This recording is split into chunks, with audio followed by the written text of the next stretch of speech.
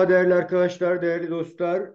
Zerdeş TV'nin yorum analiz programında tekrar bir aradayız. Bugünkü çalışmamızı yine Kürtlere, Kürdistan'a dair, Türkiye'ye dair bir görüş belirtme, bir analiz yapma, bir yorum yapma süreciyle devam ettireceğiz. Bugünkü çalışmayı daha çok devletin sıkışmışlığı üzerine ve Kuzey Kürdistan'daki Kürt siyasetinin şu aşamada seçimler de gelirken yaptıkları, ettikleri ve beklentilerine dair birkaç söylemde bulunacağız. Bugünkü konuğumuz değerli doçent doktor Ahmet Yıldırım. Ahmet Yıldırım kim dediğimiz zaman Ahmet Yıldırım 1972 yılında Diyarbakır'da doğar ve 1994'te Dicle Üniversitesi Eğitim Fakültesi Coğrafya bölümünden mezun olur. 96'da yine Dicle Üniversitesi Eğitim Fakültesi Coğrafya Anabilim dalında araştırma görevlisi olarak başlar. 1998'de İstanbul Üniversitesi Edebiyat Fakültesi'nde yüksek lisansını yapar. 2004'te Ankara Üniversitesi Dil ve Tarih Coğrafya Fakültesi'nde doktora öğrenimini tamamlar. 2006 yılında Dicle Üniversitesi'nde öğretim görevlisi olarak çalışmaya başlar. 2011 yılında doçent olur. Yurt içi, yurt dışı farklı dergilerde 20'ye yakın bilimsel makalesi var. Bir de bilimsel araştırma nitelikli bir kitabı var.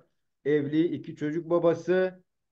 2011 tarihinde de Türkiye Büyük Millet Meclisi Genel Kurulu tarafından üst kurul üyeliğine seçilir ve 25-26. dönem HDP İkinci sıradan Muş milletvekili adayı, milletvekili idi.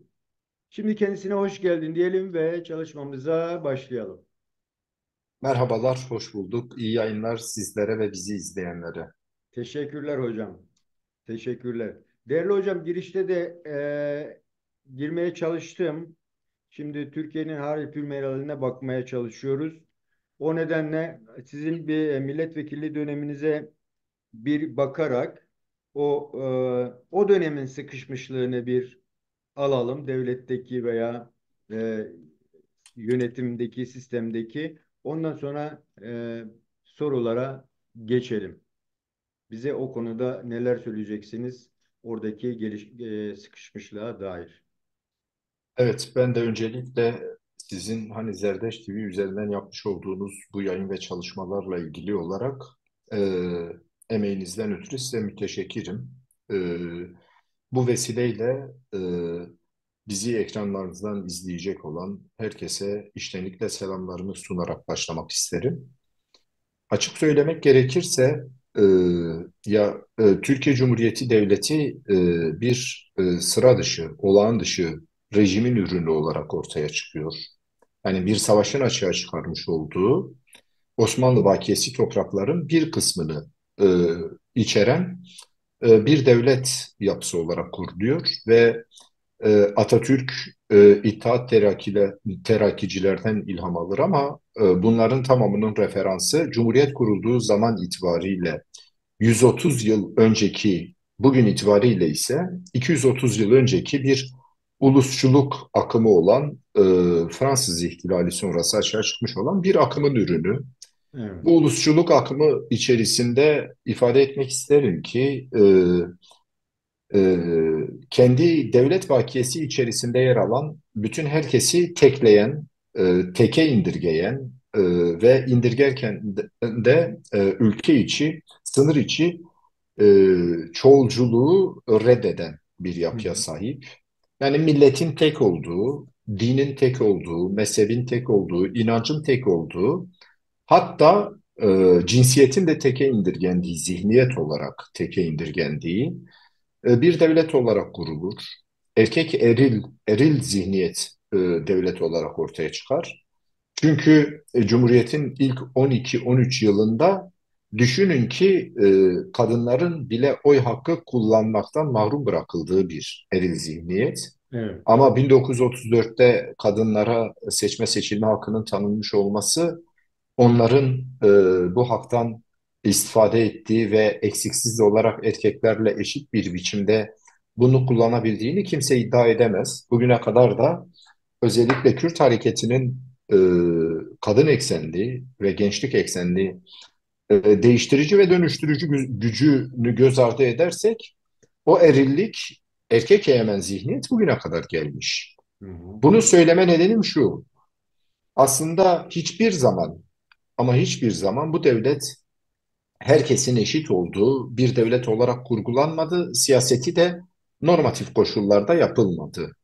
Hep Hı sıra dışı siyasetin ve yönetim erkinin ülkenin yönetsel süreçlerini sevk idare ettiği bir yapı olarak karşımıza çıkıyor. hı. Bir diğeri ise açık söylemek gerekirse e, çok eski bir devlet geleneği olmakla birlikte Türklerde Türkiye Cumhuriyeti Devleti yeni bir devlet. Çünkü Evet. önceki mirasını devraldığı Osmanlı Bakiyesi'nin reddi üzerine kurulmuş bir devlet. Gerçekçi olmak gerekirse. Hani onun sadece sınırları küçülmüş de yönetsel süreçleri devam etmiş bir formu olarak karşımıza çıkmıyor. Onun Hı ötesinde ona dair birçok şeyi reddediyor. Hatta dinini bile reddediyor. Osmanlıcayı bile reddediyor. Hatta onun din anlayışını reddediyor. Jacoben ve indirgemeci bir yaklaşım sergiliyor. Tüm buradan bakıldığında e, kısa ömürlü bu devlet, e, genç devlet diyebileceğimiz bu devlet yapısı içerisine açık veya örtülü birçok darbe sığdırılmış oluyor. Her ne kadar 3 defa asker yönetime resmen el koymuş olsa bile bunun dışında askerin dolaylı olarak yönetimi ve ona dair dizginleri ele geçirdiği birçok örtülü darbe vardır. Bu darbelerden biri örneğin mirasını devraldığımız siyasi parti olan DEP'in 2 Mart 1994'te bir darbeye maruz kalması Türk demokratik siyasetine dönük bir darbedir. Ve bunun adı bütün siyaset literatüründe darbe olarak e, yerini bulur. Bir diğeri 28 Şubat 1997 özellikle siyasal İslam'ı siyasette ve devlet yönetimsel süreçlerinde kullanmaya başladığı bir dönemde milli görüş geleneğine karşı bir darbe yapılır. Söyleyebiliriz bunu. Bir diğeri hani tarihte yanılma olmasın ama 27 Nisan 2007'de e, başörtülü birinin eşi başörtülü olan Abdullah Gül'ün hı. Cumhurbaşkanlığı seçiminde aday olmasını açıklamasından sonra bir e-muhtıra yayınlanır Genelkurmay sayfasından. O da bir darbedir aslında. Bu darbeler seçkisi içerisinde benim de aktif siyaset içerisinde bulunduğum ve parlamentonun bir üyesi olarak bulunduğum dönemde bütün bunların bileşkesi olarak karşımıza çıktı diyebileceğimiz 4 Kasım 2016 darbesi. Hı. Aslında 4 Kasım süregelen bir darbenin resmi ilanıdır bir siyasi partiye dönük. Ondan yaklaşık 2 yıl önce 30 Ekim 2014 yılında Cumhuriyet tarihinin en uzun süreli Milli Güvenlik Kurulu toplanmış ve orada bir çöktürme planı hazırlanmış. Bu çöktürme planının fotoğrafı içerisinde Milli Güvenlik Kurulu'nda ülkeyi bürokratik, askeri ve emniyette, yargıda temsil eden herkesin temsilcisi var. Hı. Şöyle ki devletin kurucu ideolojisi olan Kemalistler de var. O gün itibariyle devleti 12 yıldır yöneten e, siyasal İslam'ın temsilcisi olarak veya tek adam rejiminin temsilcisi olarak Erdoğan da var. E, Milli görüş olarak hani en azından hamuru milli görüşle yoğrulduğu için bunu söyleyebiliriz. Bir diğeri Kemal Hocam, o dönem darbe yapılmadığı için Fethullahçılar da e, 30 Ekim 2014 çöktürme planının ortağıdır. Hı hı. E, Bugün Vatan Partisi'nde cisimleşmiş olan Avrasyacılar da var. Evet. Ülkücüler zaten uzun süreli bir yolculuğun ortağıdırlar. Hı hı. Alperenler var. Derken Ergenekon, Balyoz, Avrasya, Gülen cemaati, siyasal İslam Kemalistlerin hepsinin Kürt hareketine karşı bir darbesi vardı 30 Ekim'de. 30 Ekim 2014'te adına çöktürme planı olarak şey yaptığımız. Peki neden Kürt hareketine karşı bu darbe girişiminde bulunuldu? Ve bundan 2 yıl sonra da onun Demokratik Partisi olan HDP'ye dönük bir siyasi darbe 4 Kasım'da uygulamaya konuldu. Sebebi şuydu.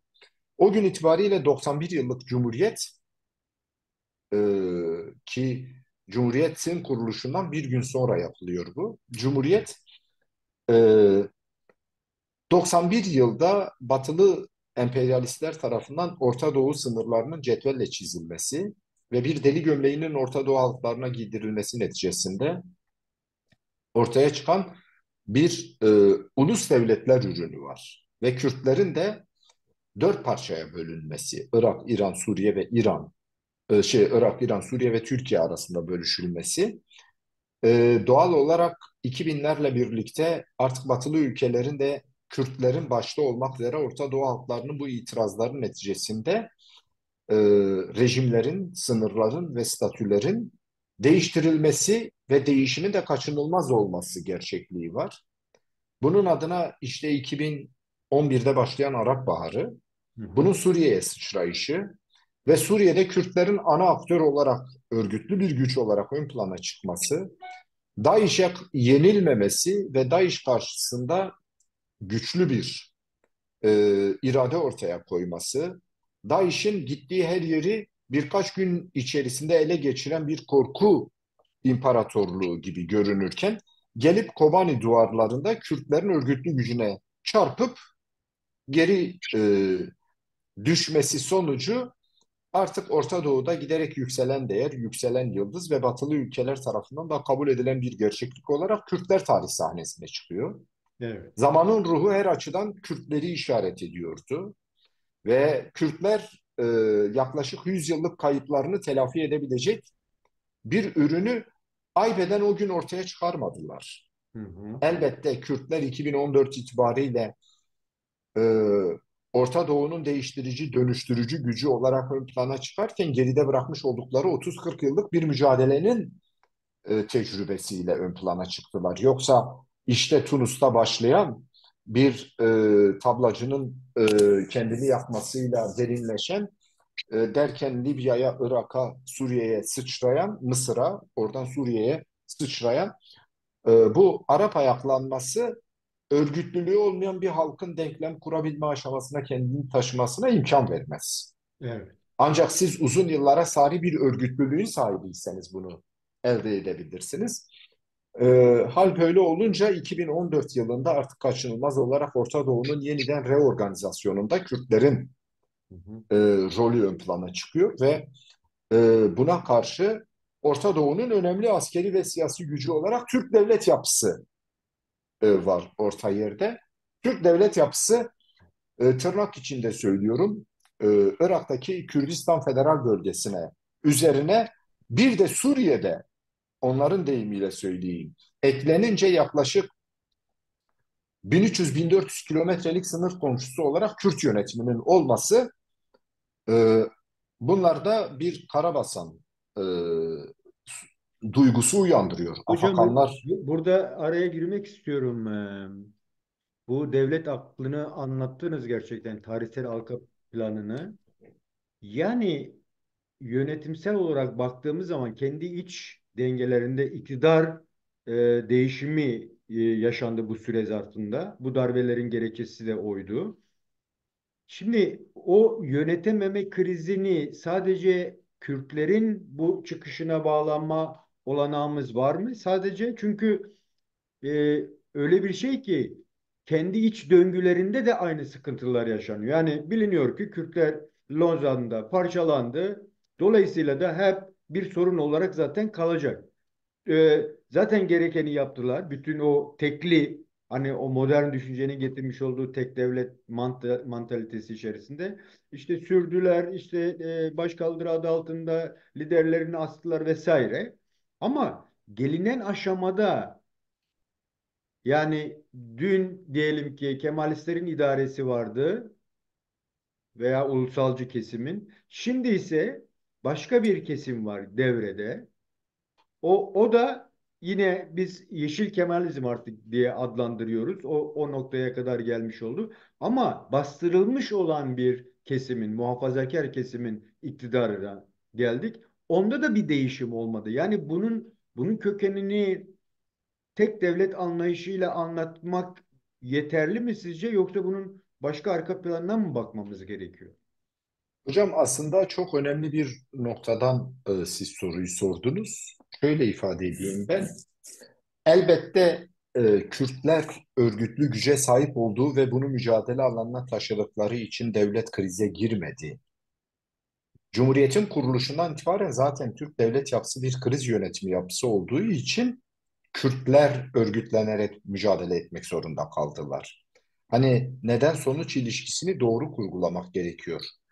Ee, Bugün tırnak içinde onların terörizm yaftası arkasına sığınarak kriminalize etmeye çalıştıkları Kürtler e, şöyle bir şey değildir. Hani e, Kürtler baş kaldırdığı, mücadele ettiği, demokratik hak arama yöntemlerini ön plana çıkardığı için bugün bir çatışmalı kültür yok orta yerde. Hı hı. Türkiye devlet yapısı e, deli gömleğini Türkiye'yi oluşturan bütün halklara, dinlere, inançlara, kültürlere tek tip olarak giydirmek istediği için Kürtler isyan ettiler. Buradan neden sonuç ilişkisini doğru kurgulamamız elbette önemli. Ama bunun 90 yıl boyunca 2014 yılı için söylüyorum. 90 yıl boyunca zaten Kürtler bu deli gömleğini hiçbir zaman kabul etmediler. Hı hı. Bunlara karşı işte son günlerde çok güncel olduğu için söylüyorum. Şeyh Said ve onun üyesi olduğu Azadi Hareketi'nden başlayarak e, dönemin Cumhurbaşkanı Demirel'in söylediği gibi 26 isyan zaten olmuş Evet. ve e, bugünkü Kürt hareketi de 27. isyan olarak ön plana çıkmış. Hani Demirel'in tabiriyle o 26-27 kavramlarını kullanıyor zaten ve ezilen uluslar bölgesel ve küresel alt üst oluşlarda kaybedilmiş haklarını bir hakkın tesis edebilirler. Ama bunu tesis edebilmeleri için mutlaka örgütlülüklerinin güçlü olması lazım. Hı hı. Dağınık ulus yapıları kaybedilmiş haklarını geri kazanamazlar. Örgütlülük ezilen ulusların tek çaresi, tek ilacıdır. Hı hı. Onların yaşam suyudur. Onların hani kanlarındaki hücre gibi bir şeydir.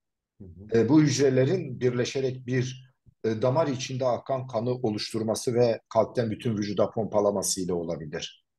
Yani kalp bütün vücudun merkezindeki kanın pompalanma merkezi ise bu yönüyle de Kürtler için örgütlülük böyle bir kalbi görev taşımaktadır. Şimdi buradan geleyim ben şöyle bağlayayım bunun sonucunu. 2014-30 Ekim günü zaten bir çözüm süreci, adına çözüm süreci denen süreç devam ederken hazırlanmış bu tezgah. Bir yandan hazırlıklar yapılıyor. Bir kırım hareketi, kent kırımları, ulus kırımları ve siyaset kırımları hazırlıkları yapılırken diğer yandan sanki çözüm sürecine hala devam edecekmiş gibi görüntüsü veriyorlar. Nereye kadar? 30 Ekim 2014 çöktürme planından 7,5 ay sonraki 7 Haziran seçimlerine kadar. 2015 7 Haziran seçimlerine kadar. 7 Haziran'a kadar masayı devirdiğini ifade etmiyor Erdoğan yönetimi. Hı 7 hı. Haziran'a kadar çözüm sürecini bitireceğini söylemiyor Erdoğan yönetimi. Hatta çöktürme planından sonra tam 4 ay sonra 28 Şubat 2015 Dolmabahçe mutabakatını Kürt siyasetinin o zamanki işte çözüm süreci heyeti üyeleriyle imzalamaktan da geri durmuyor. Herkes burada sanki çözüm sürecini yürüttüğü için 7 Haziran'da Erdoğan iktidarını kaybetti diye düşünüyor. Ben bunun yanılgılı bir yaklaşım olduğunu düşünüyorum. Evet. Erdoğan çözüm sürecini yürüttüğü için oy kaybetmedi. çözüm sürecine samimi yaklaşmadığı ve çözüm sürecini araçsal olarak kendi tesis etmek istediği tek adam rejiminin aracı olarak kullanmak istediği ve bu konuda samimiyet testinden geçmediği için iktidarı kaybetti. Hocam tam aslında burada bir şey görmemiz gerekir mi sizce? Yani bir, bazı dizgelerin bitebileceğine dair toplum ciddi ciddi 1990'lı yılların devamı olan çalışmalarda hani Kürt hareketinin gelişmesi var. İşte, ülkede demokratik bazı açılımlar yapılmak isteniyor vesaire. Bir döngü var. O döngüde de devletin o katı tekçi yapının değişebileceğine dair inanç var ki o rüzgar AKP'yi iktidara getirdi. Burada AKP'nin o muhafazakarlığa dayanan, dolayısıyla geçmişte ezilmiş olan kitleyi iktidara taşıyabilme olgusu var iken bu değişimin kökeninde ne yatıyordu? Yani neden dönüştü? Yani niye Kürtleri yanına alarak böyle bir girişimde bulunamadı? Yani bu içsel ve dışsal etkilerine baktığımızda o tıkanmışlığı yaratan sadece gerçekten yönetim krizi miydi yoksa başka etkenler de var mıydı? Bu konuda Evet. neler söyleyeceksiniz hocam? Ya Erdoğan iktidara geldiğinde ülkedeki her üç kişiden birinin oyunu alarak %34 oy alarak parlamentonun üçte ikisinin sandalyelerin üçte ikisini kazanarak iktidar olmuştu. Evet, evet. Bu Erdoğan'ın evet seçimi kazandığını, hatta hükümet kurmaya kifayet eden bir sonuç aldığını, ama iktidar olamadığını o günden de söylüyordum. İktidar olamamıştı. Çünkü karşısında seçimi 2002-3 Kasım'da kazandığında karşısında 80 yıllık vesayetçi bir Kemalist Rejim. sistem vardı.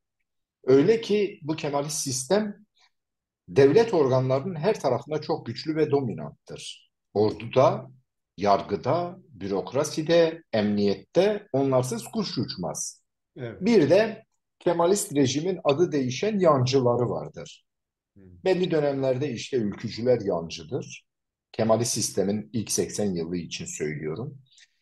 Belli dönemde merkez sağdan Özal Demirel gibi ANAP'lar doğru yollar yancıdır. Belli dönemlerde ise işte çok sınırlı olmakla birlikte e, aşırı milliyetçi, Avrasyacı diyebileceğimiz yapılar. Yani yüzünü batıya değil de vesayetçi sistemin biraz daha Rusya-Çin eksenine dönük olanları yancıdır. Hı hı. Erdoğan bütün bu kadar katı bürokratik rejime karşı güç getirebilmek, istediklerini hükümet politikalarına uygulamak, toplumsal değişim dönüşümü devlet mekanizmalarından başlayarak yapabilmenin imkan ve kabiliyetlerine sahip değildi. Hı. Bunun için o da biraz da Cumhuriyet tarihinin özeti olarak kendine yancılar alarak iktidar yolunda ilerledi. Söyleyeyim size iktidarının ilk 4-5 yılındaki birinci yancı Avrupa Birliği'dir. Evet. Çok net. Avrupa Birliği konusunda e, kendisinin devleti oluşturan diğer siyasi yapılardan daha özgürlükçü ve yüzü batıya dönük olduğu tahkiyesiyle Avrupa Birliği'nin desteğini aldı. Evet. Avrupa Birliği üzerinden biraz da NATO'ya tesir ederek NATO'nun destekleyici gücünü yanına aldı ve ordunun hani Avrupa Birliği'ni ve NATO'yu ordudaki ve devletin diğer bürokrasisindeki güçlerine karşı fren gücü olarak kullandı NATO'yu ve Avrupa Birliği'ni. 2007'ye böyle gelindi. 2007'de ikinci seçimini kazanıp başörtülü eşi olan Abdullah Gül'ü Cumhurbaşkanı yapınca ve Ahmet Necdet Sezer'den kurtulunca biraz daha meclisten geçirdiği yasaları Abdullah Gül'e kolay onaylatabilme imkanlarına sahip oldu. Evet. Cumhurbaşkanı ülkedeki bütün üniversitelerin rektörlerini atayan, Anayasa Mahkemesi üyelerinin önemli bir bölümünü atayan, Yargıtay üyelerinin kararnamelerini imzalayan, istemediği valiler ve kaymakamlar kararnamesini geri gönderebilen bir yetkiye sahipti ilk dönemde. Abdullah Gül gelince bu konuda bir eşik aşılmış oldu. Evet. Batıdan ziyade Evet, hani imza yetkili bürokratik süreçleri aşmıştı ama orduyu nasıl aşacaktı? İkinci yancıyı devreye koydu 2007'den sonra. İkinci yancı Gülen Hareketi'ydi. Hı hı. Hı hı. Ve Gülen Hareketi'ni de özellikle ordudaki ve yargıdaki temizlik süreçlerine muazzam kullandı. Hı. Çünkü Erdoğan ideolojik bir hareket olmadığı için ve kendisinin de ideolojik bir müktesebatı e, derinlikli olarak bir felsefeye tekabül etmediği için her ne kadar Milli Türk Talebe Birliği geçmişi olsa da kendisi bir düşünür değildir. Hı Bir hı. kitap yazabilecek, bir düşünce öne sürebilecek bir kişilik olmaktan ziyade pragmatik bir siyasetçidir sadece ve dünyada pragmatizmi iyi kullanan bir siyasi figür Erdoğan. Ama Gülen Hareketi 2007 itibariyle 40 yıllık bir geçmişe sahip devlet içerisinde güçlü örgütlenmiş. Bürokrasi. Deniz Harp Okullarından, Kara Harp Okullarından, Piyade Okullarından, Emniyet Genel Müdürlüğü'ne bağlı Polis Akademisi'nden güç alarak emniyetin ve ordunun belli yerlerine güç yerleştirmiş bir yapı. Ve yargıdaki gücünü de devreye sokarak ikinci yancı olan Gülenciler Kemalist ve Avrasyacı yapıya karşı Ergenekon ve Balyoz operasyonlarını başlattı. Ve ikinci direnç noktası da Gülenciler marifetiyle aşıldı. Artık genelkurmay başkanlarının çok kolay gözaltına alınabildiği, kellifelli generallerin tutuklandığı, 28 Şubat 97'nin mimarlarından biri olan Çevik bir ne demişti? 1000 yıl da geçse 28 Şubat bitmeyecek. Kendisi 3 yıla kalmadan bu sözü söyledikten sonra 3 yıl sonra kendini cezaevinde buldu. Ya. Bunu Gülencilerin marifetiyle yaptı. Hani birinci dönemdeki Avrupa Birliği ve NATO desteğinin üzerine içte de Gülen bürokrasisini harekete geçirerek bir diğer vesayet noktasını kırmıştı.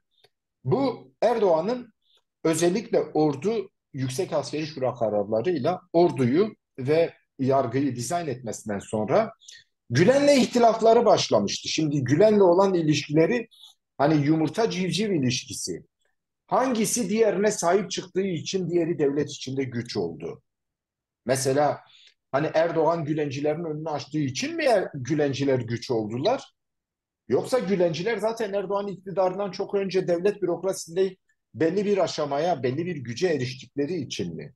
Hocam bu noktada çok çok çarpıcı, bana en azından çarpıcı gelen bir şey var. Ta Ecevit, işte Demirel, 60'lı yıllardan sonraki gelişmelere baktığımız zaman aslında e, o hani dediniz ya tek din eksenli de bir düşünen bir devlet yapısıydı. Dolayısıyla sürekli muhafazakarlar bastırılmıştı. Ama yine de işte Menderes kanalıyla yani çok partili sürece geçtikten sonra ve Demirel'in ve Ecevit'in ve Erbakan'ın varlığı, çünkü onlarda da ciddi örgütlenmeler var. Bunları beraberinde götürmeye çalıştılar. Hangi akıl onların e, yani onların sağlıklı bir iktidara taşıma süreci varken, yani iktidarda ne diyorlar? Onlar biraz daha asimile, biraz daha devlete yakınlaştırma olayı varken, burada şeyi kavramak istiyorum. Gerçekten de bunların kafasında AKP iktidara geldikten sonra ve özellikle de Gülencilerle beraber hareket başladıktan, ki o zamana kadar sistemin içinde var zaten Gülen. Yani size darbelere sahipleniyor vesaire vesaire, Kürt hareketine karşı tutumları belli. Bunun gerekçesi ciddi anlamda geldiklerinden beri bir rejim değişikliği düşüncelerinin varlığına bağlayabilir miyiz? Evet. Bunu nasıl algılamamız Tam gerekiyor? ben aslında cümlemi öyle tamamlayacaktım. Erdoğan konjonktürel iktidarın sahibi ve pragmatist bir lider. İdeolojik ve örgütsel gücü zayıf olan bir lider. Şimdi düşünün, örgütlü gücü ileri düzeyde olanlar, liderler e, değişse bile, hani sağlık problemi yaşar, hayatını kaybeder vesaire, ama o örgütlü yapı kendi varlığını korur. Evet. Ama Erdoğan gibi, Erdoğan'ın ortaya çıkarmış olduğu AKP gibi yapılar, örneğin ben kendi siyasi partim için söyleyeyim.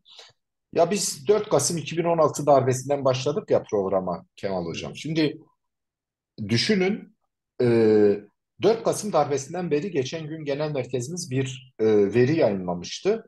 22.800 kişi gözaltına alındı. 5.600 kişi tutuklandı. Aktif siyasetçi, yönetici, il, ilçe, genel merkez, milletvekili, belediye başkanı. Düşünün, buna rağmen bu yapı belli sendelemeler yaşayabilir ama ayaktadır. Niye? Gerisinde 40 yıllık bir örgütsel güç ve tecrübe var. 100 yıllık bir hakikat var. Evet. 100 yıllık bir ideal var arkasında. Erdoğan'ın bırakın 22 bini, bırakın 5.600'ü, bırakın 1.500'ü, yüzü. Hı hı. O partiden bir kişiyi alın, bir ay içinde o siyasi parti varlığını tamamlamış olur. Siyasi hayatını bitirmiş olur. Bilmiyorum anlatabildim mi? Yani Erdoğan böyle bir şey.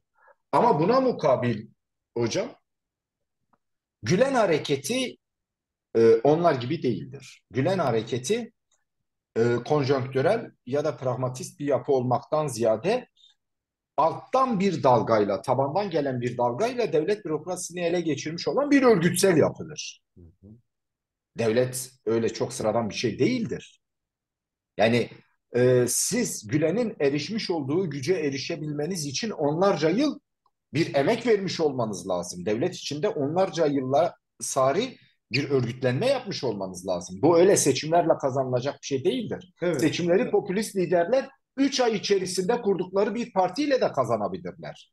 İşte onu Nitekim söylemek Macron'un istiyorum. Fransa'da iktidara gelişi böyle bir şeyin ürünüdür. Yani partisini kurduktan birkaç ay sonra veya Erdoğan partisini kurduktan 13 ay sonra kazanıyor Evet. seçimi. Hı hı. Ama bu devleti ele geçirmeye kifayet etmez. Devleti ele geçirebilmek onlarca yıllık örgütlenmenin çabası ve ürünü olarak ortaya çıkabilir. Bu yönüyle de aslında Erdoğan tek adam rejimini tesis ederken veya devlet içerisindeki gücünü tahkim ederken Gülen olmasaydı yapamazdı Gülen cemaati. Bence de. Evet. Bence de. Yani mümkün değildi, bunu yapamazdı. Ama 2012 7 Şubat günü, ben de hani biraz da belki de sosyal bilimcilikten sözlü tarih hafızası çok fena olmadığını söylerler. Tarihte unutmam, 7 Şubat'ta Erdoğan'ın o gün Ankara Bilkent'teki şehir hastanesinde bir ameliyata girmek üzereyken dönemin adı MİT müsteşarlığı olan müsteşarlığı gözaltına almaya çalışacaklar. Erdoğan hemen ameliyat masasına girmek üzereyken ondan vazgeçiyor ve buna müsaade etmiyor. Aslında Gülen devlet içi bir darbeyi o gün yapmak istedi. Belki de Erdoğan çıktığında ameliyata girmiş olsa, ameliyattan çıktığında Hakan Fidan'ın yanı sıra peşi sıra kendisini hükümette var eden kaç tane yol arkadaşının, sırdaşının gözaltında olduğunu veya tutuklandığını kontrol bile edemeyecek. Evet, o gün bugünden 11-12 yıl önce, ama 11-12 yıl içerisinde Erdoğan çok güçlendi. O gün çok daha zayıf bir Hocam o noktadaydı. noktadan bir şeye gireceğim. Çünkü sanıyorum Sayın Öcalan'ın da o dönemde bir açıklaması var. İpten aldım gibi bir düşünce Ya ilerisiydi. ben açıkçası tam buna gelecektim. Çünkü niye biliyor Çözüm musun? sürecine Evet, dair ısrarlar orada başlıyor. şeyi Bakın, söyleyeceğim. Yani e, bunlar Gülenci ki Gülenci'yi ben yine dediğim gibi devletçi bir yapılanma olarak düşünüyorum. Yani kimleri elbette, elbette. Ben dini bir cemaatten ziyade iktidarcı evet. ve devleti ele geçirmeye çalışan bir siyasi yapı Evet. olarak görüyorum Yani tam Gülen o sırada hareketini. Kürtlerle de Kürtlerin de mücadelesi ortaya çıkmış. Yani karşılıklı açıklamalar var işte biz yenemeyiz onlar yenemezler ama gibi mantaliteler var.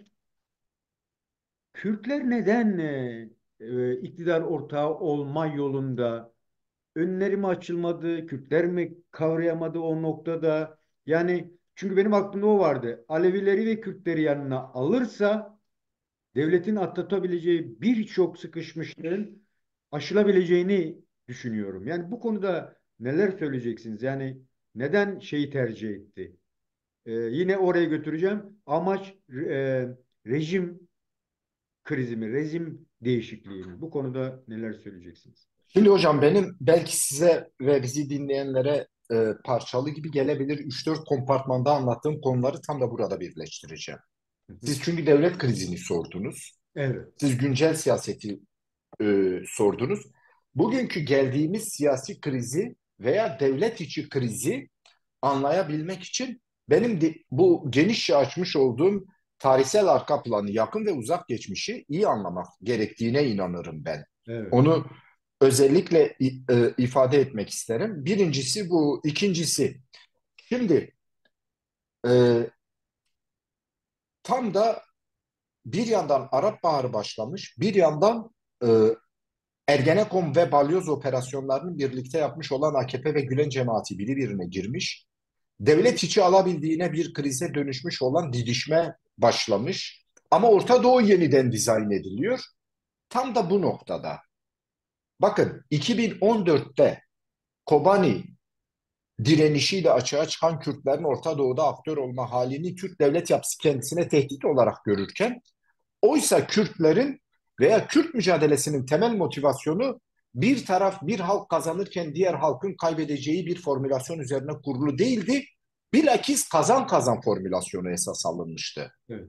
Eğer Kürtlerin bu yükselişini, zamanın ruhunun Kürtleri e, yıldızını yükselttiği bir ortamda Türkiye devlet aklı Kürtlerle birlikte Orta Doğu'da hareket etmiş olsaydı bugün Türkiye çok daha zengin, çok daha müreffeh, demokrasiden, özgürlüklerden, halkların mutluluğundan yana daha büyük bir akımın öncüsü olabilecekti. Tamam da hocam yani Kürtler kazanırken onlar da kazanacaktı. Tam buradan şunu söyleyeyim ben. Bunu gören Sayın Öcalan 2012 yılında Cumhurbaşkanı Abdullah Gül ve Başbakan Recep Tayyip Erdoğan'a tam 5 tane mektup yazıyor. Orta Doğu yeniden şekillenirken, Orta Doğu'da kazan kaynıyorken, Batılı güçler Orta Doğu'nun yeniden 100 yıl sonra dizaynını ve bunun inisiyatifini ele geçirmeye çalışırken, Kürtler ve Türklerin birlikte hareket etmesi elzemdir diye ısrar ediyor. Çözüm sürecini Erdoğan falan başlatmadı. Çözüm sürecinin başlamasında Sayın Öcalan'ın ciddi bir çabası ve ısrarı vardır. Burada bir şekliyle 3 Ocak 2013 günü Ahmet Türk ve Ayla Akat'ın İmralı Adası'na gitmesiyle resmi olarak başladığını ifade ettiğimiz çözüm süreci gerisinde bir yıllık 5 mektupla bir çabayı barındırıyor.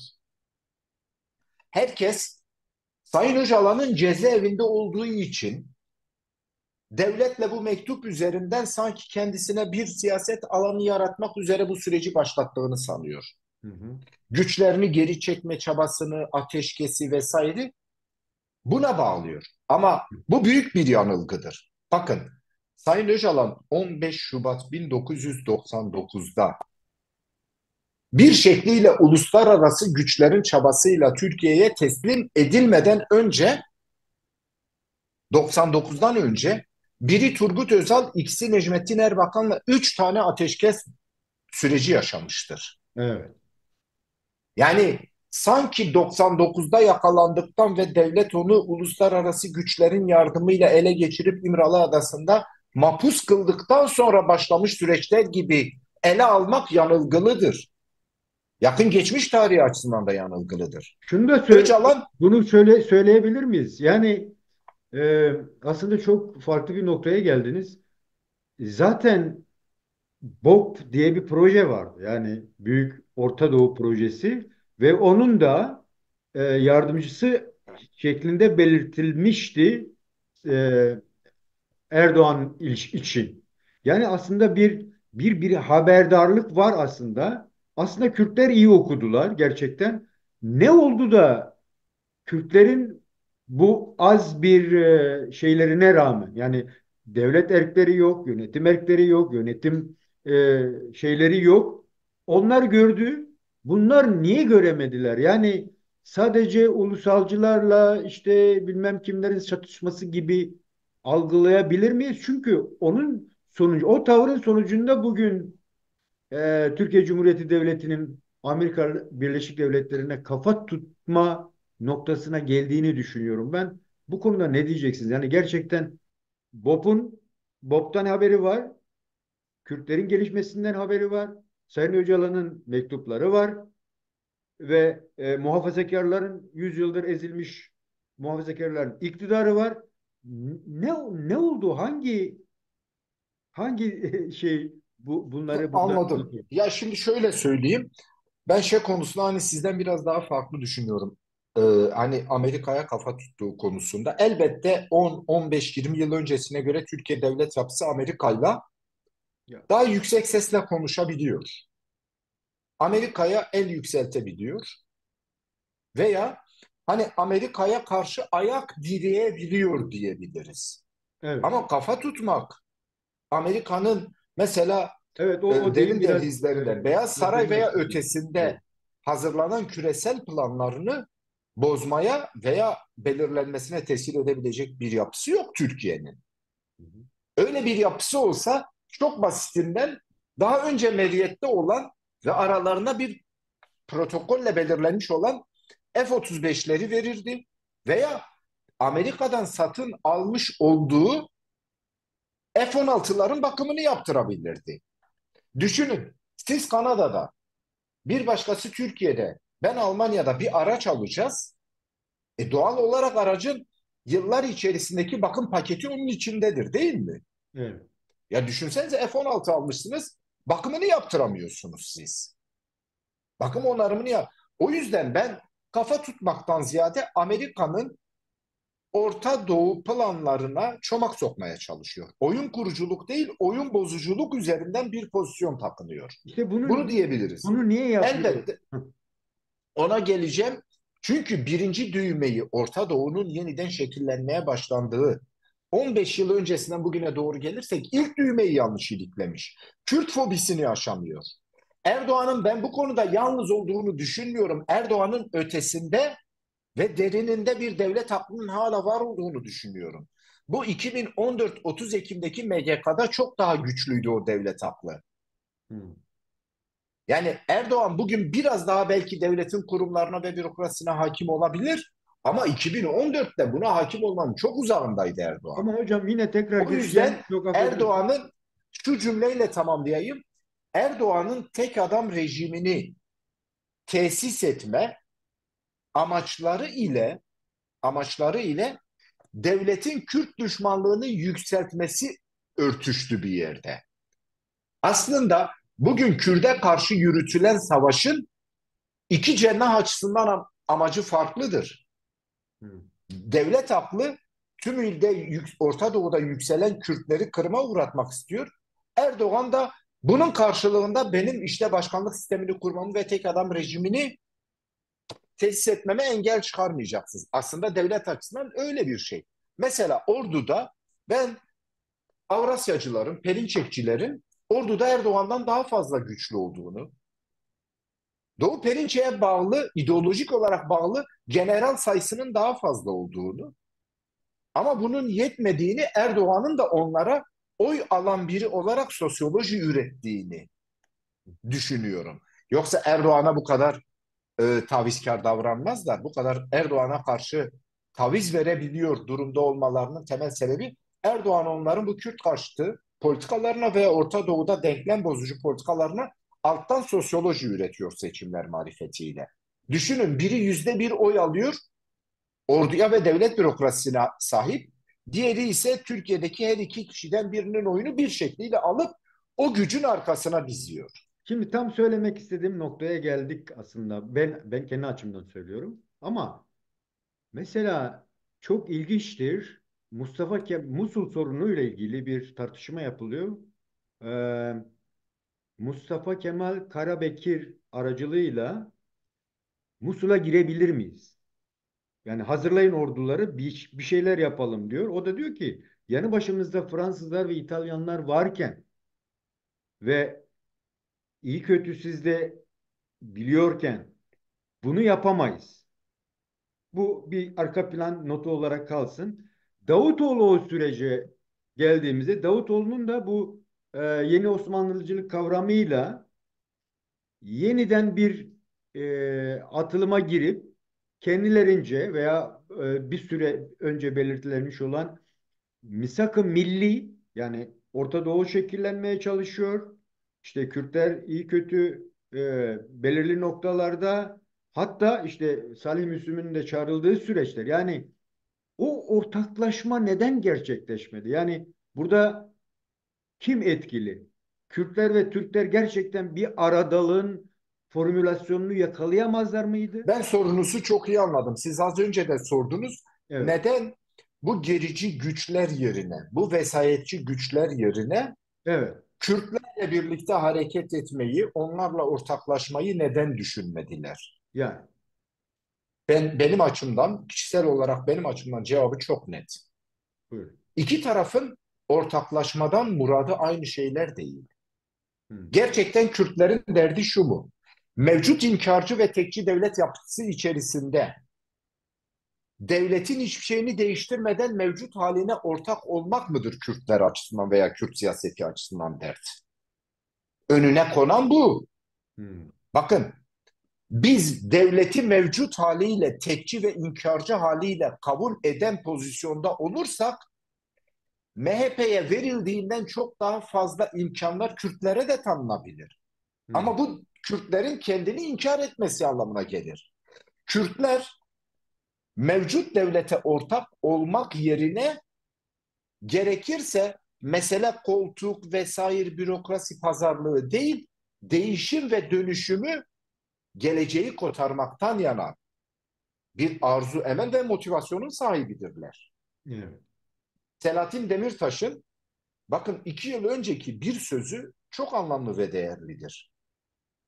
Bir mahkemede söylüyor. Bu Kobani duruşmalarındaki mahkemede ilk başladığında söylüyor. Sayın Demirtaş diyor ki ben Erdoğan'ın önümüzdeki genel seçimlerde Cumhurbaşkanlığını takınacak tavrı açıklasam yarın sabah sarayda kahvaltı yaparım ben. Hı. Bırakın Edirne cezaevinde olmayı, sarayda beni kahvaltıda ağırlar yarın sabah. Hı hı.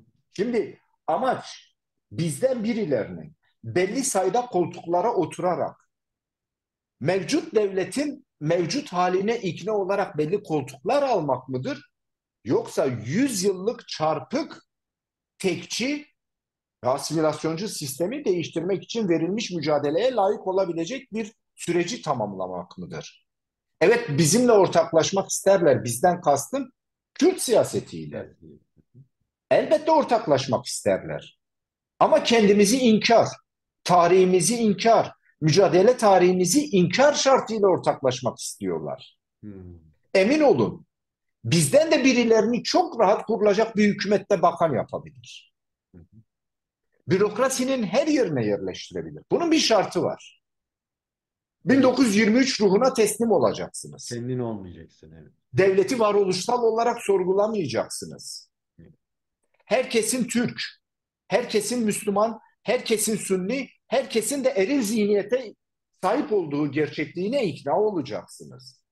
Bunlar arasında yapısal bir fark var. O zaman bu uğurda ağır bedeller ödemiş olan Şeyh Saidlerden, Seyit Rızalardan, Nuri Dersimilerden veya 59'lardan, 68 kuşağından, Diyarbakır cezaevi vahşetine karşı gözünü kırpmadan ölüme gidenlerden bunlara nasıl layık olabiliriz biz? O zaman onlar berheva mı olacaklar? Onlar bila sebep mi bu bedeli ödediler? Dayatılan bu. Hı hı. Bugün de aynı şeyi dayatıyorlar. Bakın bir yerel seçime giderken güncel siyaset açısından söyleyeyim. Eminim AKP bugünkü adıyla DEM Parti olan hepten beri bugüne kadar mirasını devralmış olduğu siyasi gelenekle uzlaşmak ve ortaklaşmak ister. Hı hı. Bırakın kayyum atamayı. Zaten bu işi kayyum pazarlığına indirgemeyi hakaret ve zulm sayarım. Ya. Ya. Uluslararası hukukun bugünkü çarpık darbeci anayasanın bile tanıdığı hakları ben niye pazarlık konusu yapayım? Ya. Onun ötesini de verebilirler. Biz bugünkü devlet yapısına ve iktidar biçimine ikna olursak AKP İstanbul'dan Kürtlere ilçe belediyesi bile verebilir. Hı. Bırakın Kürdistan'daki belediyeleri ve kayyum atamayı. Evet. Ama buradaki o ince ve çok önemli bir sınır mevcut hale teslim olmak mı? 100 yıllık düşünce biçimine siz az önce söylediniz ya Bir dönem adı İnönü zihniyeti olmuş. Bir dönem Menderes zihniyeti olmuş. Bir dönem Cemal Gürsel, Celal Bayar, Fahri Korutürk, Kenan Evren zihniyeti olmuş. Daha sonra Özallarla, Demirellerle, Erbakanlarla devam etmiş. Erdoğan'a kadar gelmiş. 100 yıllık bir zihniyet var. Amaç, bunların isimleri değişmiş ama sistem hep devam etmiş. Neden yana devam etmiş? Tekçilikten, asimilasyondan, inkardan yana devam etmiş bir sürece. İlk teslim olmak mı? Teslim olursanız elbette hani denir ya, bazen tartışılır. Kürt'ten Cumhurbaşkanı da oluyor. Evet. Kürt'ten vali de oluyor. Sanki lütuf. Ama onlar gibi olunca oluyor. Evet. 23 ruhunu kabul edince oluyor. Onu tereddütsüz sorgulamadan ruhunu oraya teslim edince oluyor. Ortaklık buysa elbette bu anlamda değil. Ama ben çözüm sürecinde de, ki o süreci bütün ayrıntılarıyla okuyan bir siyasetçi olarak ve akademisyen olarak takip eden biri olarak söyleyebilirim. Öcalan, Sayın Öcalan hem Orta Doğu'da hem Türkiye'de Türkler ve Kürtler birlikte kazansınlar, ama bu kazancı kalıcılığa dönüştürebilmek, evrensel değer yargılarıyla taçlandırabilmek için mevcut kuruluş kodlarının demokratikleştirilmesi ve halklardan yana özgürlüklerin ön plana Buradan bir çıkarılması soru gerekir. soracağım hocam. Tam güncele de taşımak için aslında. Bütün bu sıkışmışlıklara rağmen işte Kürt hareketinin gerek Güney Kürdistan'daki işte fiili 30 yıllık durumu, Rojava durumu, bir de bütün o şeye rağmen, çabalara rağmen, devrilen masaya rağmen, geçen dönemdeki genel seçimlerde yine e, aslında yine dönüştürücü bir dinamo gücü olan Kürt hareketi ni bu defa yine dışlamak üzerine, yani devleti yine sıkıştırdılar. Aşamadılar tekçiliği. Kürtleri dışarıda bırakma koşuluyla ortaklaşmaya çalıştılar. Zaten Kılıçdaroğlu son attığı imza da bunu gösterdi ki aslında görünen 3-4 parti bile olsa tek parti zihniyetiyle hareket eden bir iktidar olduğunu gördük. Ama e, o zaman HDP veya Yeşil Sol Parti bunları dönüştürme adına biraz sustu, geri planda kaldı. Bütün kendi halkının karşı durmasına rağmen aday çıkarmadı. Yani çünkü biliyordu aslında her şey Kürtlerin üzerine oynanacaktı. Ve başarılı da oldu bence. Yani üçüncü Peki yol hocam, bu çalışmanın moderasyonu sizde ama bu programımızın. Ben size bir soru sorayım. buyurun. 28 Şubat günü sizin bu dediğiniz mutabakatı hatırlattığınız için söylüyorum. Kemal Kılıçdaroğlu Erdoğan'ın yerine seçimi kazanmış olsaydı ne değişecekti? Hiçbir şey bana göre. Süleyman Soylu'nun yerine Ümit Özdağ gelecekti, değil mi? İbrahim Kalın'ın yerine belki Sinan Oğan gelecekti. Öyle ya, hani Ya, bir mutabakat var orta yerde. Şimdi ben de tam da bu sebeple söylüyorum. Eğer bir şey değişmeyecektiyse bizim kendi içimizdeki anlamsız tartışmaları tüketmemiz lazım. Yok, hani Selahattin Bey'in seni başkan yaptırmayacağız deyişi sanki e, çözüm sürecini bitirmiş. Ya o söylemden 5 ay önce zaten bir çökertme planı, çöktürme planı hazırlanmış. ya. Öyle bir şeyi hani kendi içimizde bir kere e, şey yapmamız lazım. Burada eğer düşünün, biri köken olarak söylüyorum çünkü kendisi bu kimlik inşalarına sahip çıkmıyor. Dersimli, Kürt ve Alevi Kemal Kılıçdaroğlu'nun 28 Şubat 2023 günü Erdoğan yerine Cumhurbaşkanı olması eğer devletin kodlarında veya toplumun yapısında bir şeyi değiştirmiyorsa, benim az önce ifade ettiğim hiçbir şeyi değiştirmeden devlete ortak olma ve koltuk kapma veya parsa kapma anlamına gelir bu durum. O zaman geride bıraktığımız onlarca yıllık bir mücadeleyi inkar anlamına gelir bu durum. Evet. Elbette bunu kabul etmeyeceğiz. Bir de hani ben bu noktada özellikle siz son soruyu sorduğunuz için söyleyeyim. Buna karşı direnç gerçekten hakikate karşı dirençtir. Şöyle ki hakikate karşı dirençtir. Bunda çok ısrar ettiler. Onlarca yıllık bir mücadele geleneğini, onun özgürlükçü, radikal demokrasi diye formüle ettiği, bugün kısmen Rojava'da kendisine kısmi vücut bulmuş olma hali bile halklara nefes aldırdığı bir yapı, hani bu devlet yapısı ve onun siyasi iktidarcı zihniyeti karşısında çok çok ileri, ultra bir şeyi temsil ediyor. Hani ben böyle modern, postmodern kavramlarını özellikle kullanmaktan imtina etmeye çalışırım ama hani radikal demokrasi herkesin kendi rengini hiçbir şekilde inkar etmeden farklı bir ortak noktada buluşma halini Evet. ifade ediyor. Evet. Buradan baktığımızda biz şimdi karşımıza şöyle bir sonuç çıkıyor.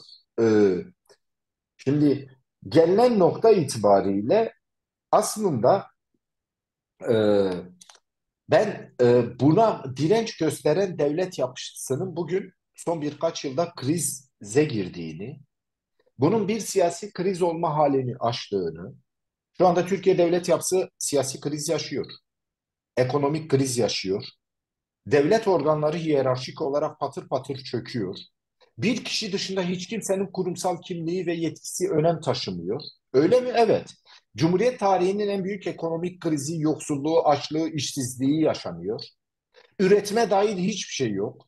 Beton ekonomisi yani inşaata dayalı olarak ön plana çıkmış. Onun da suyu bitti. Hı hı. Gelinen nokta itibariyle ya devlet tümüyle çökebilir. Bunu geçmişte bir programda da söylemiştim. Devlet bu kurumsal inşasını yeniden yapabilir. Özgürlükleri kaybedersiniz, yeniden tesis edersiniz. Antidemokratizmi yeniden demokrasiye dönüştürebilirsiniz. Ama bu hakikati reddetme hali Türkiye'de sosyolojinin çökmesine sebep oldu. Bunun geri dönüşü biraz zordur. Evet. Türkiye'de toplum çöküyor. Türkiye'de ahlak çöküyor. Türkiye'de insanlar kameraların karşısında ya da milyonların interaktif olduğu sosyal mecrada böyle bizim birbirimizin gözünün içine hakikatle baktığımız gibi yalan söylemeyi çok sıradan bir hal haline getiriyor. Kokain çeken biri ben pudra şekeri çektim diyebiliyor. Veya milyonlarca dolar bir e, bilmem bir spor camiasında fonlanmış, götürülmüş, kandırılmış onu inkar etmeye çalışıyor. Anayasa patır patır dökülüyor. Anayasa Mahkemesi tanınmıyor. Hı hı. E bunlar karşılıklı toplum arasında bir bölünmeyi ve biri birinin yüzüne çok bütün herkesten özür dileyerek ve kimseyi kişisel olarak kastetmeden söylüyorum. Yalanın kutsandığı, hakikati inkar etmenin önem kazandığı bir topluma dönüştü ki bunun geri dönüşü zordur işte. Hani ahlak, onur, ben böyle namus falan basit kavramları kullanmak istemem ama ahlak, onurun tartışma konusu ve ucuz pazarlık konusu haline getirildiği ve bütün ekranlar önünde bunun yapıldığı bir yapıda toplumun geri dönüşü çok zordur. Devlet geri döner. Tarihte kaç devlet yıkılmış, yeniden kurulmuş. Hatta devlet daha güçlü de dönebilir. Siyasi, askeri, idari olarak dönebilir. Ama toplumun çöküşünü geri döndürmek öyle 3-5 yıllık bir seçimin veya iktidarı kazanmanın işi değildir. Ben Türkiye'deki en büyük problemin bu olduğunu düşünüyorum. Değerli hocam, teşekkür ediyorum.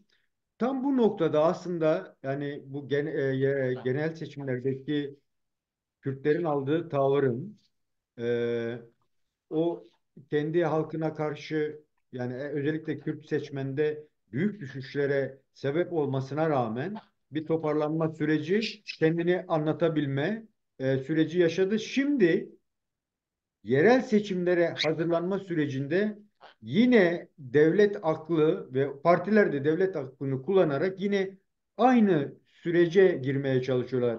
Kürtleri dışlayarak yine bir noktaya ulaşmaya çalışıyorlar.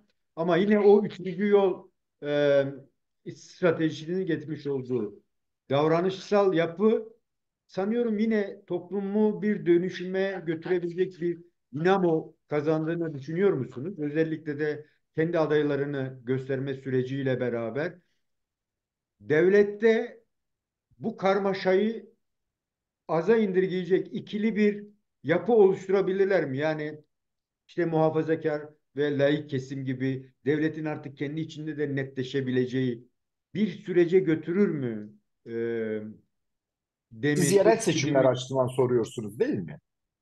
efendim Yerel seçimler açısından yerel önümüzdeki seçimler Mart yerel ama seçimler yine açısından. devleti de dönüştüren yani sonuçta halk da çünkü buna yakın yani çünkü çözüm sürecinde mesela %70'e yakın bir halk katkısı var. %78 halk desteği var. Yani bu çok önemli. Yani demin o dönüştürücü gücünü şu an görüyor musunuz? Yoksa yine bunlar hani söylediğiniz gibi biz bilmem ne yapmaya çalışırken onlar çöktürme programı mı yapıyorlardı? Yine aynı şey mi oluyor? Yani nasıl görüyorsunuz? Atlatabilecek miyiz bu sıkıntıları? Evet. Ben öncelikle şunu söyleyeyim. Bu yerel seçime dair uzunca bir süredir farklı programlarda söylüyorum. Hiçbir baskı altında kalmadan, herkesle görüşmeye kendisini açık tutan bir demokratik Kürt siyaseti bir duruş ortaya koymalı. Hiç kimseye kim ne der üzerinden tartışmamalı. Kürtlerin hiç kimseye borcu yok. Bakın Kürtlerin hiçbir siyasi yapıya, hiçbir odağa borcu yok. Ama bütün Türkiye'nin siyasi yapılarıyla, toplumuyla Kürtlere 100 yıllık borcu var. Hı, Yani bize 100 yıllık borcu olanlar bizi kendine borçlandırmaya kalkışıyor. O yüzden hiçbir komplekse, baskıya kapılmadan DEM Parti yönetimi herkesle görüşmeye kendini açık tutmalıdır ki nitekim öyle yürüyor. hı, hı. Bu birincisi. İkincisi, şunun problemli buluyorum. Son zamanlarda özellikle de DEP Parti'yi yönlendirmeye çalışan DEP Parti dışında çok da iyi niyetli olmayan çevreler. Sözüm ona yazarlar, çizerler, bilmem yorumcular. Ki hani Türk e, televizyon kanallarına baktığınızda hiçbir entelektüel feyiz alabileceğiniz bir tartışma göremezsiniz. Ne üzerinden tartışıyorlar Kemal Hocam? Şunun üzerinden tartışıyorlar. Ya acaba hani iktidarla anlaşırsa kayyum atanmaz mı? Yani siz tartışmayı bunun üzerinden başlatırsanız, denklemi bunun üzerine kurarsanız DEM Parti açısından çok ilerleme kaydedemeyiz biz. Evet. Neyin kayyumu? Yani kayyum atayacaklar mı, atamayacaklar mı üzerinden yürüyecek bir tartışma doğru bir ittifak modellemesi veya sizin söylediğiniz üzere önümüzdeki dönemi kurtarma sonucunu doğurmaz. Evet. Ben hiçbir zaman geriye dönük, kişisel olarak bana, siyasi partime veya halkımıza, ki Kürt hareketi böyle, tarihi bir intikam aracı olarak görmedik. Hı hı. Yakın veya uzak geçmişte yapılanlar üzerinden rövanşist duygularla hareket etmedik biz. Yani bir siyasi pozisyon belirlerken kendimizi geçmişin esiri haline getirerek oradan bir kin, nefret, intikam üretmeye çalışmadık. Evet. Yaparsak geleceği kurgulayamayız.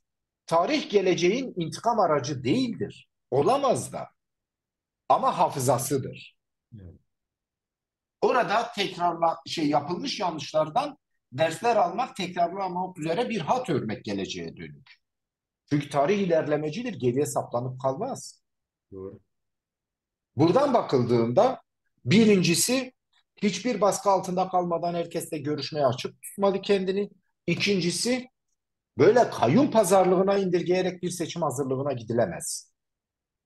Eğer bunu yaparsak doğru ittifak kuramayız. Eğer bunu yaparsak doğru adaylar belirleyemeyiz. Eğer bunu yaparsak halklarımızla Mayıs 2023'te kırılmış gönül bağını yeniden tesis edemeyiz.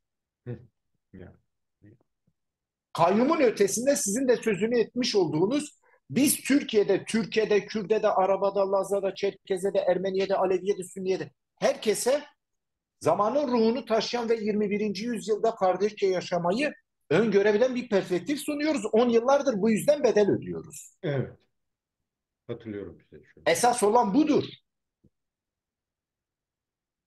Geçmiş dönemde kayyum atadıkları için ülkeyi ve devleti krize götürdüler, sosyoloji, toplum çöktü. Bir daha kayyum rejimine tevessül ederlerse biz istediğimiz pozisyonu takınırız. Bunların baskısı altında kalmadan takılmamız lazım. Bir dahaki kayyum rejimi bu devletin dağılmasına hizmet ettirir bu iktidarın mantığıyla. Onların Paşa gönlü bilir. Biz demokrasi ve özgürlük, onlar vesayet ve faşizm diyorlar. Bizim dediğimiz yolda zenginlik var, refah var. Onlarda ise yoksulluk, açlık, sefillik, perişanlık var. Evet. Bizim dediğimiz yolda insanların geleceğe güvenle bakması ve mutluluğu var. Onların, insanların bugünkü karamsarlığı ve intihar eğilimi var. Artık intihar bir sosyolojiyi temsil ediyor burada, bu ülkede. Ölüm çok sıradanlaştı. Yaşam değil, ölüm kutsandı. Bunların, bu kayyum rejiminin de içerisinde olduğu bir deyim yerindeyse olağanüstü rejimi Türkiye'ye dayatmalarının sonucudur. Bu yüzden bu dediklerimiz ve bunun ötesindeki değer yargılarını yüksek sesle dillendirerek hiç böyle kayyum atanacak mı ihtimali üzerine saplanmadan ve ona teslim olmadan yürümemiz lazım. Evet. Bir de biz güçlü olduğumuz her yerde batıda aday çıkarırken ne yeniden AKP'nin kazanması ne de CHP'nin kaybetmesi üzerine bir formülasyon kurmayız. Ya. Ya. CHP'ye bir borcumuz yok. CHP gitsin, karşılıklı borç alışverişi içerisine girdiği İyi Parti ile, DEVA ile, Gelecek'le, Saadet'le, Demokrat Parti ile bunun hesabını görebilir. Evet. HDP ile görmek, CHP dahil hiç kimsenin hakkı ve haddi değildir. DEM Parti ile görmek. Evet. Ya şunu, utanmazlar mı insanlar? 14 ve 28 Mayıs'ta Erdoğan'ın karşısındaki adaya en yüksek oy oranının çıktığı 10 ilin 9'u Kürdistan'dandır. Ne Evet. anlatıyorlar? Evet. Ne karşılığında? Bakın, altılı masa denilen yapının her biri DEVA, Gelecek, Demokrat, Saadet ikinci plana gittiler. Evet. Bakın, birkaç fazla vekil almak için, birkaç fazla sandalye kazanmak için onlar ana hedeften kopmuşken Hı hı. Kürtler ise büyük değişiklik olsun diye 20 milletvekilliğinden feragat ettiler. Evet. Gerçekten. Bugün gibi ortada, rakamlar bunu söylüyor. Ya. HDP'nin %3 oyunun eksilmiş olması HDP'ye oy veren Kürt halkının başka bir adrese yönelmesiyle açıklanamaz. Evet. %3'lük bir kesim sandığa gitmedi. Neden? Dönemin partisi olan Yeşil Sol Parti'nin gerek Emek Özgürlük İttifakı içerisindeki tiple başlayan tartışmaları, gerekse ortak Cumhurbaşkanı adayıyla ilgili pozisyonunu halka iyi ifade edemedik biz. Hı. Biz iyi ifade etseydik bu halk hala o günde, bugün de 7 Haziran 2015 duygusunda partisine sahip çıkıyor. Ne dedik? Bu halk Türkiye'nin en bilinçli, en politik, en kararlı seçmenini oluşturuyor, değil mi? Evet. Bilinçli, politik, kararlı olan seçmen akıllıdır. Yanlışı kendi partisi de yaparsa bunu sorgular, mantık süzgecinden geçirir, tavır alır. Eğer biz halkımızın Türkiye'nin en bilinçli, en politik, en kararlı olmasından gurur duyuyorsak, yanlış yaptığımızda bize karşı tavır almasına da saygı duyacağız biz. Evet. Evet.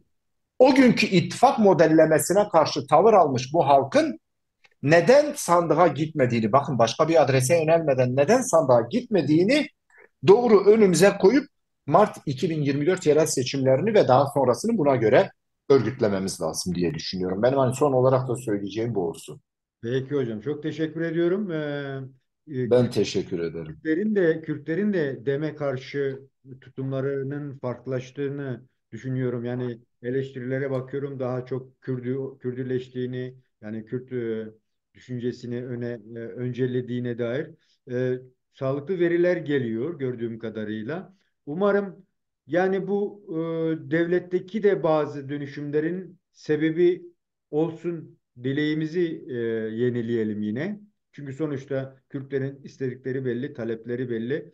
Ancak uluslararası ilişkiler de düşünüldüğünde Kürtlerin işi hem zor hem kolay, çünkü kendilerini geleceğe hazırlayabilecek söylemleri var en azından. Yani o söylemlerin arkasında durup daha sağlıklı bir duruş gösterebilirlerse bunları da aşabiliriz diye düşünüyorum. E, Teşekkür ederim hocam. Son olarak bize bu konularda neler söyleyeceksiniz? Hem güncele dair hem de beklentilerimize dair neler söyleyeceksiniz? Ya ben açıkçası hani Kürt'e karşı e, bu saldırı ve yok etme politikalarını, siyaseten yok etme politikalarını her yöntemini denediler. Evet, e, eşsiz saldırılar oldu, faşist saldırılar oldu. Akla hayale gelmez. Aynı anda ordu, aynı anda emniyet, aynı anda yargı, aynı anda bilimum çeşit devlet bürokrasisi harekete geçirildi. Ciddi darbeler vuruldu. Evet. Ama buna rağmen böyle birkaç puan oy artmış, azalmış meselesinin ötesinde bu halk özgürlük, demokrasi, barış iddiasından zerrece vazgeçmedi ve bu ideali zayıflamadı. Evet. Ben her zaman söylerim. Hakikat yolcuları, özgürlük mücadelecileri tarihin belli dönemlerinde belli darbeler yediği için yenilmezler. Yenilgi bir davadan vazgeçmekle olur. Kürtler hiçbir şeyden vazgeçmediler. Ve ilk günkü heyecanla, aşkla bir kendisi komşuları olan bütün halklarla birlikte özgürlüğü kazanma isteçleri yani iradeleri devam ediyor. Bu yönüyle de ben zor olanın atlatıldığını, önümüzdeki dönemin geride bıraktığımız son 7-8 yıldan daha zor olacağını düşünmüyorum. Daha ne yapabilirler? Bugün İstanbul'un kaldırımlarında ve loğar kapaklarına 500 Kürt gencinin kemiklerini defnettiler. Bitlis'teki mezarlıktan alıp. Daha ne olabilir? 70 yaşındaki ananın cansız bedeni günlerce sokak ortasında kaldı. 14 yaşındaki Cemile buzdolabında 8 gün saklandı. Ne olabilir? Mezarlıklar bombalanıyor. Daha ne olabilir? Ne yapacaklar yani? Hani denir ya çok böyle amiyane bir halk deyişiyle söylüyor. Ölümden öte köy mü var? Yaşattılar zaten. Geri adım attırabildiler mi? Hayır. Vazgeçirtebildiler mi? Hayır. O zaman artmış azalmış yüzde birkaç oyun bu işin esasını etkilemeyeceğini, yarın bir gün ben bu halkın büyük bir iradeyle yeniden tarih sahnesine güçlü bir motivasyonla çıkacağını, kendisiyle birlikte yaşadığı ülkelerdeki değişiklikleri ciddi bir biçimde zamanın ruhuna uygun bir şekilde gerçekleştireceğine inanıyorum. Ve Orta Doğu'daki son birkaç aylık iç karartıcı tablodan az biraz kendine insanım diyen herkesin ders çıkarabileceğini düşünüyorum. Çok teşekkür ederim hocam. Sağ olun. Sağ olun, siz de sağ olun. Değerli arkadaşlar, değerli dostlar, Zerdeş TV'nin yorum analiz programında bugün değerli konuğumuz Ahmet Yıldırım'la Türkiye'deki gelişmeleri, Kürt siyasal hareketinin durumunu e, yani küçük de olsa irdelemeye çalıştık. Gelecekte neler yapılacağına dair bilgiler, bir tespitler noktasında hareket ederek ele almaya çalıştık. Umarım gelecekte de e, daha sağlıklı açılımlarla bir yol belirlenir ve toplumlar da bu baskıcı faşist yapılanmadan sıyrılıp kendi sosyolojilerini yaşarlar. E, Değerli hocam çok sağ olun katıldığınız, değer Rica kattınız. ederim. Estağfurullah. Kendinize iyi Sizin bakın. emeklerinize Görüşmek üzere sağlık. hocam. Sağ olun.